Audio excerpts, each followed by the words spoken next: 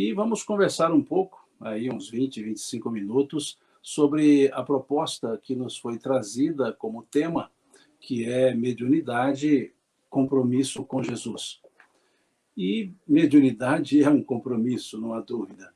E quando se coloca a ideia de um compromisso com Jesus, é justamente um chamativo da nossa atenção para o aspecto, por assim dizer, moral da nossa existência.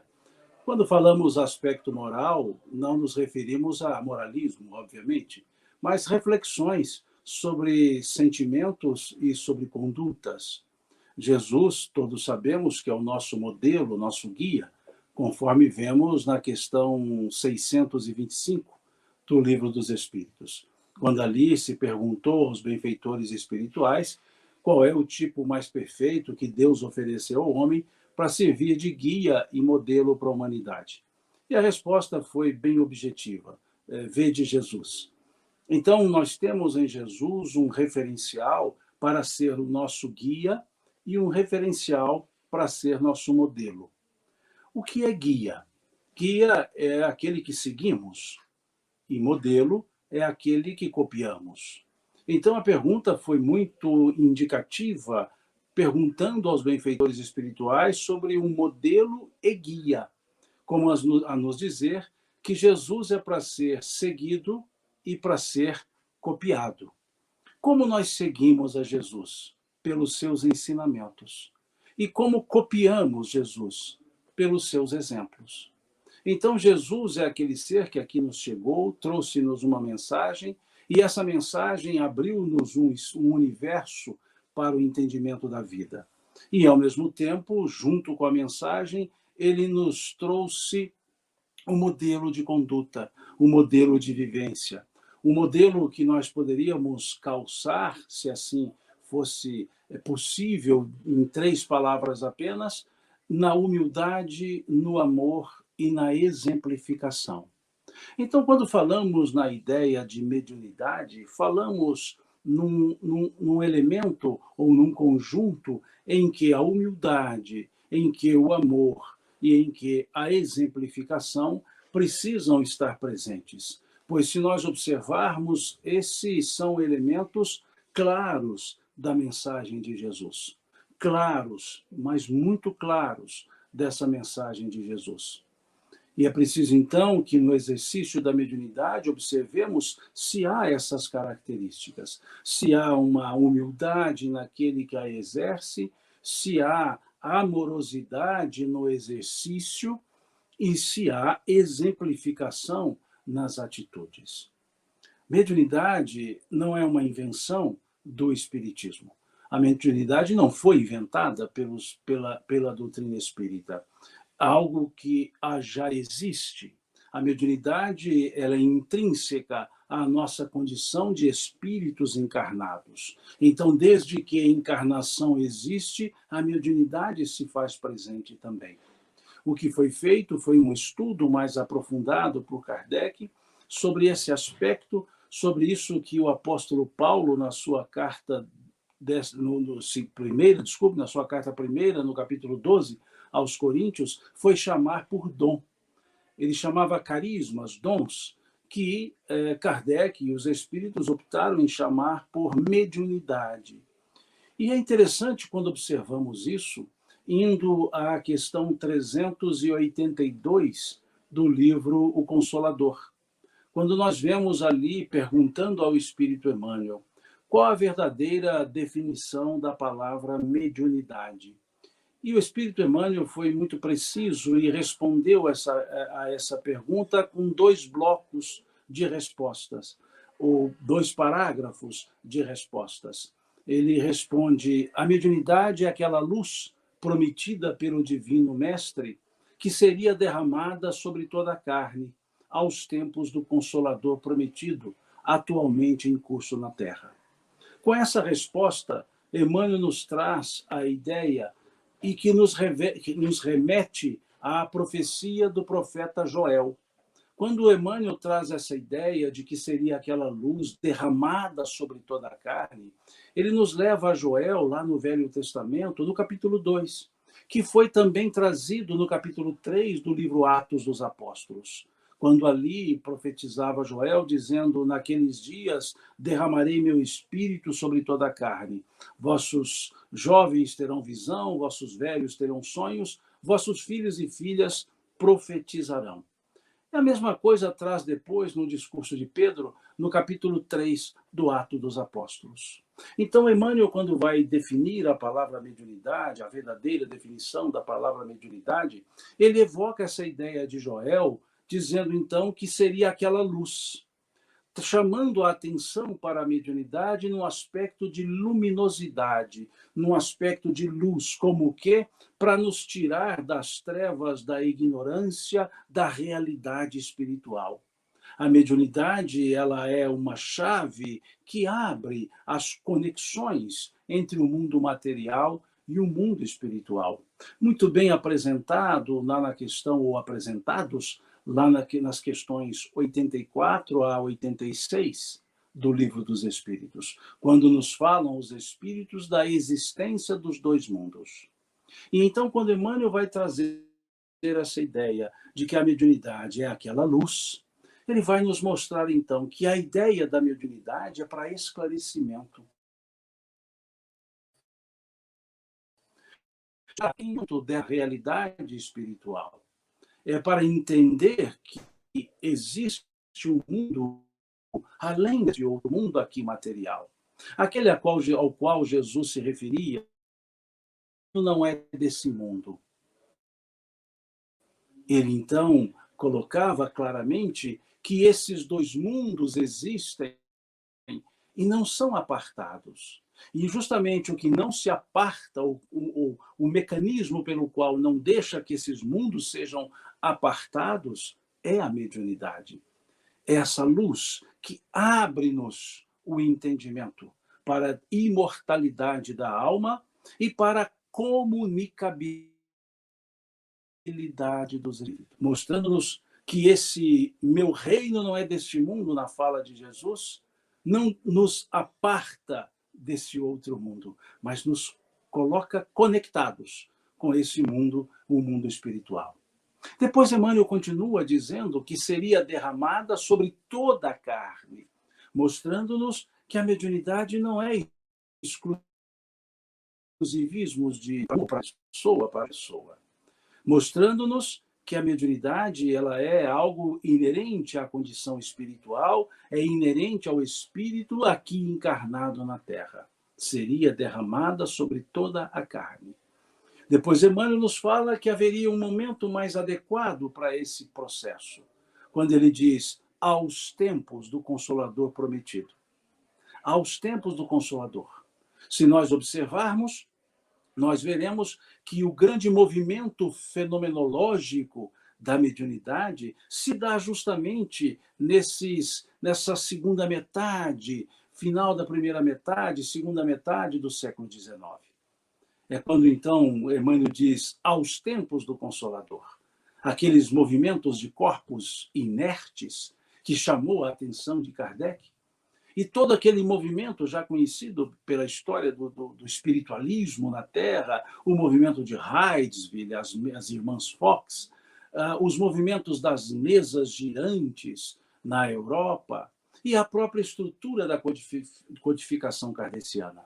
Tudo isso se deu como que a mediunidade pululando, ou seja, em grande movimento, em muitos lugares, simultaneamente, os espíritos se manifestando.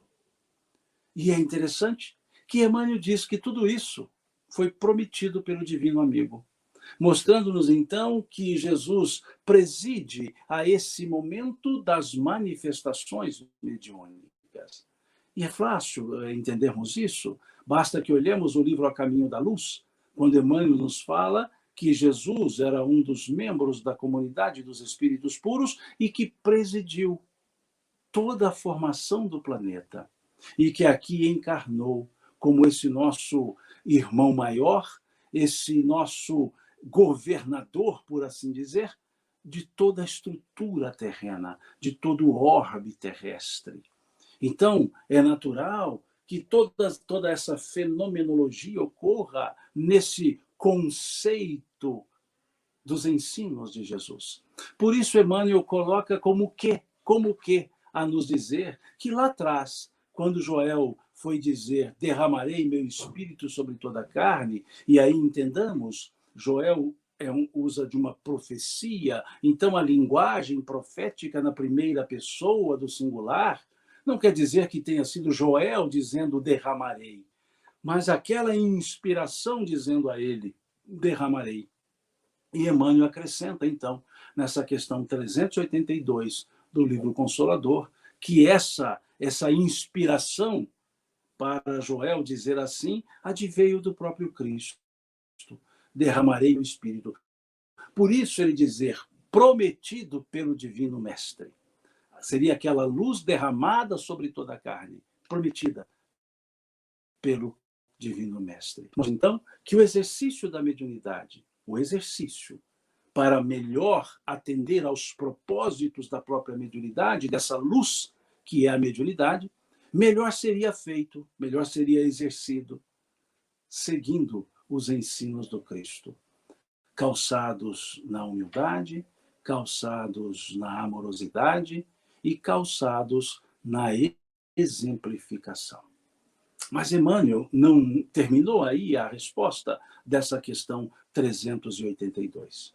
Emmanuel chamou a atenção, num segundo parágrafo, para um outro aspecto da mediunidade, quando ele disse: se a mediunidade tem as suas lutas, desculpe-me, e os seus percalços, é também a melhor oportunidade de redenção oferecida por Deus aos seus filhos misérrimos. Nesse segundo parágrafo da questão 382, Emmanuel, então, nos traz uma ideia de uma mediunidade como um mecanismo de autorredenção, ou seja, um mecanismo para que no seu exercício possa também haver aquela redenção do próprio médium, da própria pessoa. É como se fosse uma oportunidade reparadora dos nossos atos. Por isso, Emmanuel colocar melhor oportunidade de redenção conferida por Deus. Se há um aspecto de redenção, é porque há um aspecto de responsabilidade.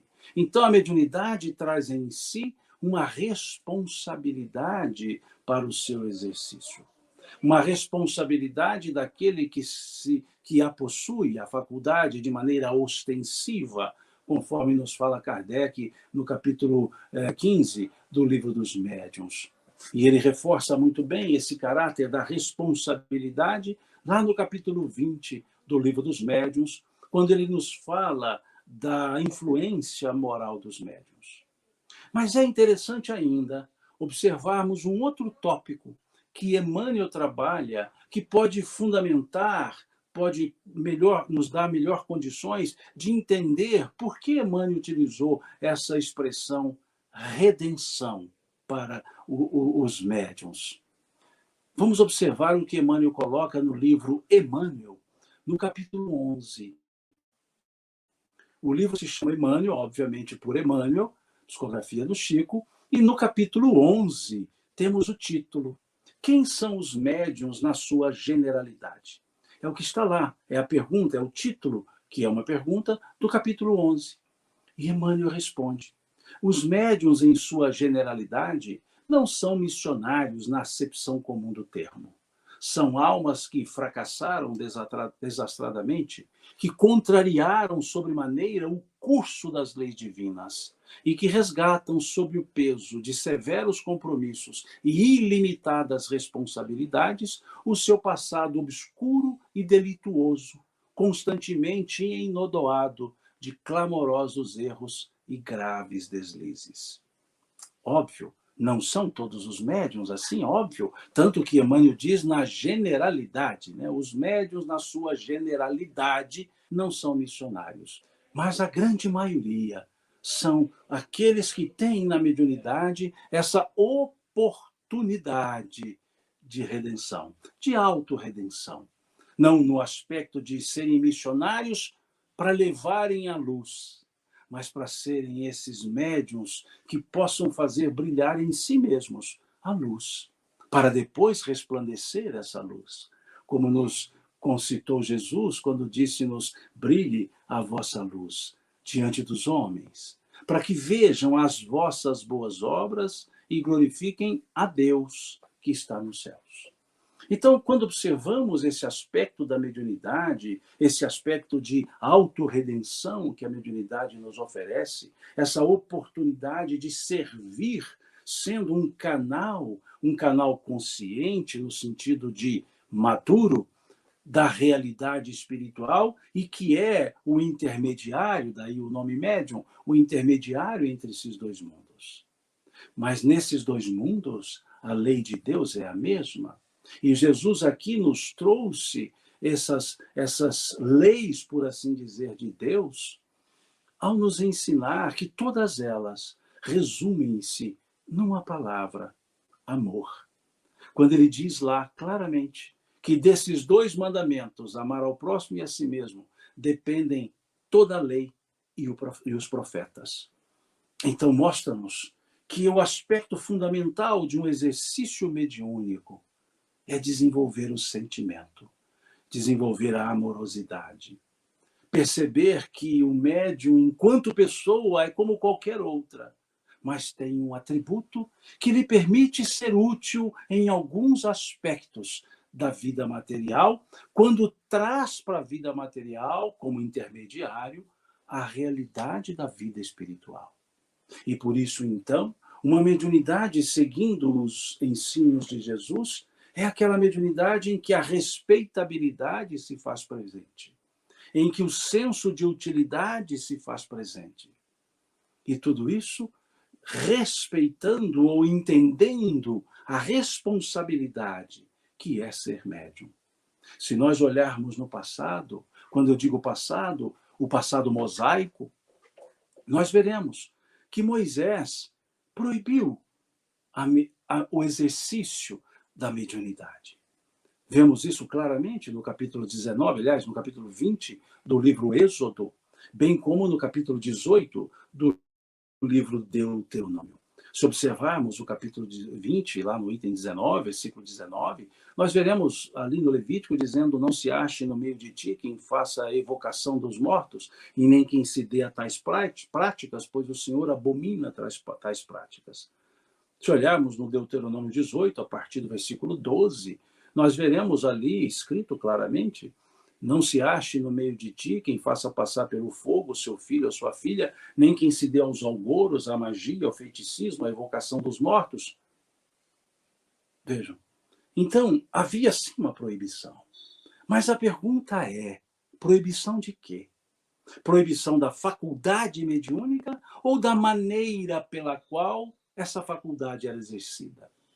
E quando olhamos o livro Números, também da Lavra de Moisés, quando olhamos o livro Números, no capítulo 11 desse livro Números, nós veremos que Moisés chamou atenção como proibição para a forma que se fazia e não para a faculdade, porque a faculdade é da natureza espiritual encarnada. A faculdade é da natureza espiritual. Não há como proibi-la. Mas o exercício, ele precisa ser pensado. E por que eu digo isso? Porque no capítulo 11 do livro Números, também da Lavra de Moisés, Gênesis, Êxodo, Levítico, Números e Deuteronômio, esses 5 livros, por assim dizer, atribuídos a Moisés, no livro Números nós temos uma passagem, no capítulo 11, que diz que a um grupo de 70 anciãos era permitido o exercício da mediunidade. E a esse grupo de 70 anciãos, desde que reunidos, eles poderiam exercer os dons proibidos. Então percebemos que não era uma proibição geral, porque a 70 anciãos era permitido o exercício dos dons proibidos, inclusive o da profecia.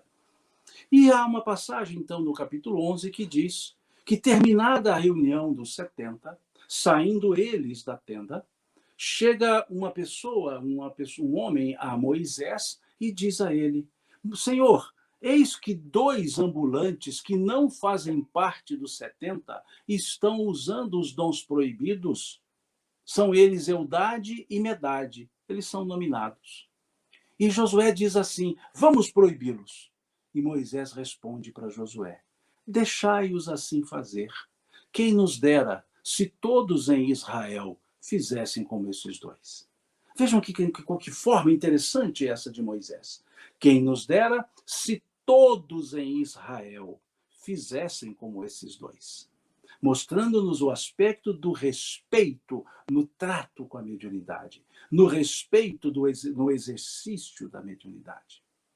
Depois observamos o aspecto trazido por Jesus quando observamos lá a transfiguração. Quando vemos a transfiguração e ali transfigurando-se junto com ele estão Moisés e Elias. Moisés simbolizando a lei, Elias simbolizando os profetas. Elias, o maior dos profetas. Moisés, a lei, o legislador, aquele que recebeu de Deus a Torá. Então, simbolicamente, manifestavam-se ali para Jesus não só os dois espíritos, mas dois espíritos que simbolizavam a lei e os profetas. E diz Jesus aos seus apóstolos que não contassem a ninguém aquele fenômeno até que o Filho do Homem viesse novamente a ser visto. Mostrando esse aspecto do lado mais íntimo da mediunidade. Que mediunidade, que a manifestação dos espíritos, não é um espetáculo. Não é para fazer espetáculos públicos. Que o exercício da mediunidade tem um caráter íntimo, tem um caráter mais, por assim dizer, reservado, resguardado. Não é ostensivamente mostrado. É para atender aqueles que demandam a necessidade do exercício mediúnico. Então, naquele fenômeno belíssimo de uma transfiguração, mas além disso, da manifestação de dois espíritos que simbolizavam a lei e os profetas, Jesus pediu aos apóstolos que não contassem a ninguém, pelo menos até tudo se cumprir. Depois nós observamos, no livro Atos dos Apóstolos, no capítulo 19, uma passagem também muito interessante que mostra aí o caráter da respeitabilidade no trato com os espíritos.